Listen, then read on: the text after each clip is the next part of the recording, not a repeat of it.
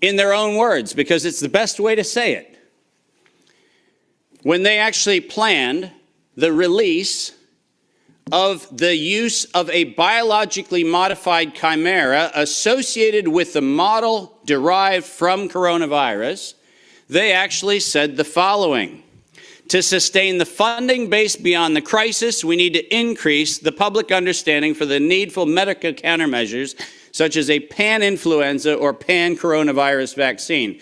Now, let me pause for just one moment and remind you that the crisis that they were speaking of was a crisis of diminishing funding.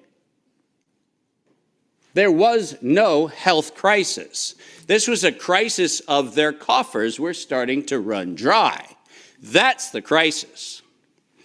And let's read on. A key driver is the media, and the economics will follow the hype.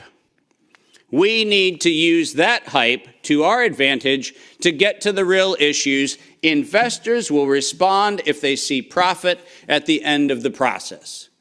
That is officially the statement made by the conspiratorial cabal that by that time was the decade of vaccines put in motion in 2011 by the Global Preparedness Monitoring Board of the World Health Organization, and it was the funding base for Peter Daszak's partnership with the chimeric production of pathogens both in North Carolina and in Wuhan. So don't tell me that we have to do an investigation into where this came from. The criminals have admitted to it in their own words. Next slide.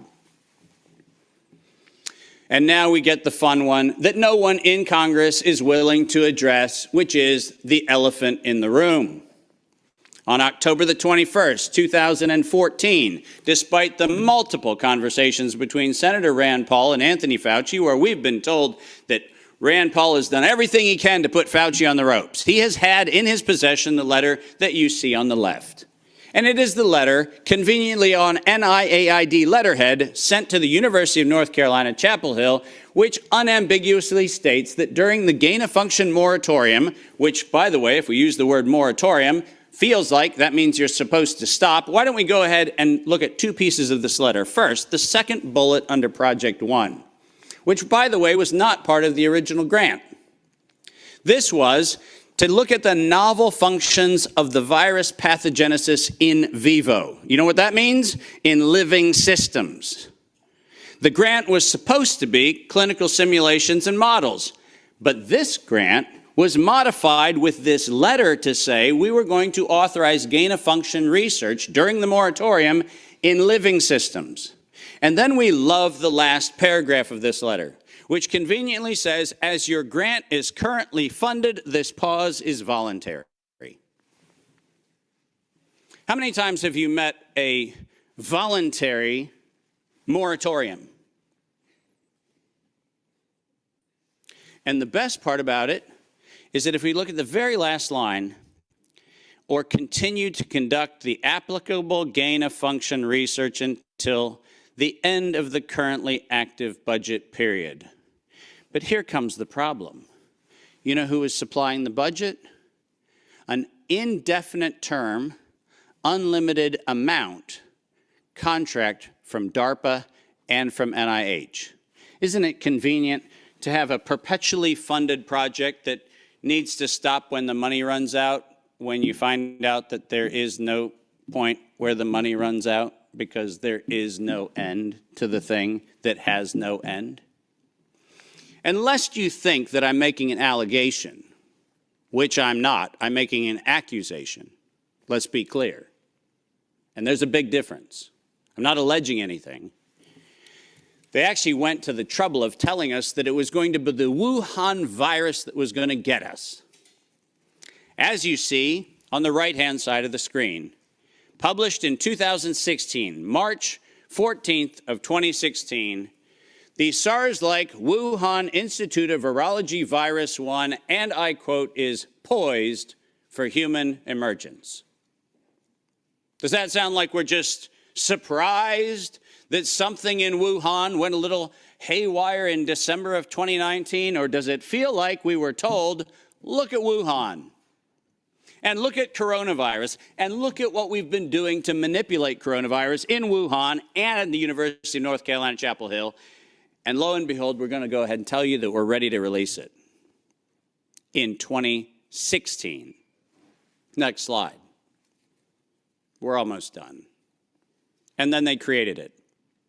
Now, all of you know that I am criticized globally for my use of the term biological warfare. I do that because I am credentialed to do that.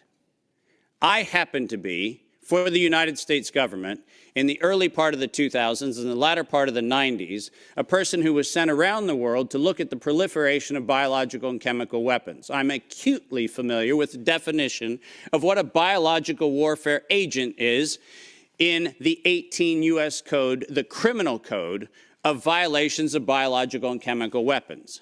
And so my assessment is, in fact, professional and right.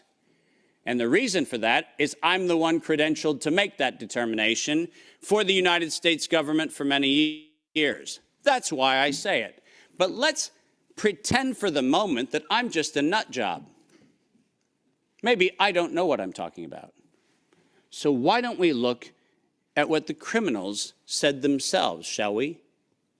In 2005, at a conference sponsored by DARPA and the MITRE Corporation, Ralph Baric, the architect of the lethal strand that has been injected into millions and billions of people's arms, that Ralph Baric was sponsored to present the following, and let's go ahead and use his words, presentation: synthetic coronaviruses, biohacking, bio-warfare-enabling technologies.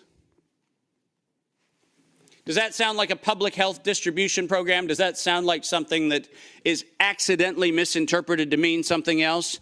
Or does biological warfare enabling technology sound like not countermeasures or pandemic preparedness? It sounds to me like biological warfare enabling technologies. And the reason why I have that hunch is what followed was he received, next to his NIAID grants, non-competitive DARPA grants in matching funds for over $140 million of aggregate funding going into his and his related programs on synthetic biological warfare enabling technologies. So do I have a problem calling the injection a biological warfare enabling technology? Absolutely not, because that's what they called it. And we know that they knew they called it that on September 18th, 2019.